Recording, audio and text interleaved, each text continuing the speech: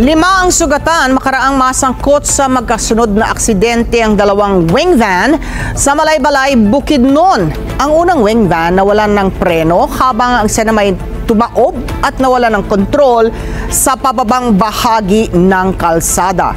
Pepito Artianza sa balitang yan. Wasak ang harapang likurang bahagi ng isang kotse, isang SUV at isang sasakyan ng Malaybalay City Rescue Unit nang araruhin ito ng isang wing van matapos mawalan nito ng preno na may kargang construction materials. Nangyari ito sa kahabaan ng National Highway ng Diversion Road, Barangay Kasisang, Malaybalay City, Bukidnon.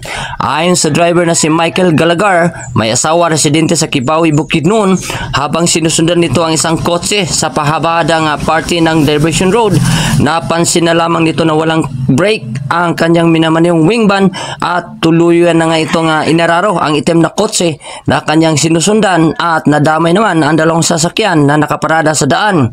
Sa initial na report, 3 ang nagkaroon ng mga pasa at sugat sa iba't ibang bahagi ng katawan at dali-dali itong dinala sa malapit na ospital. Samantala, mga ilang oras lang ang nakalipas, mga nasa 200 meters lamang ang layo sa pinangyarihan ng unang aksidente.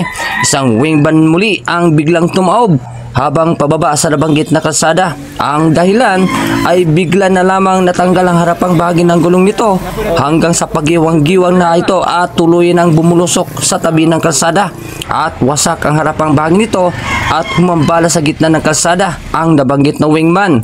Wala namang nadamay na mga bystanders. Ang driver ay nagtamo ng mga sugat at pasa kasama ang pahinante nito.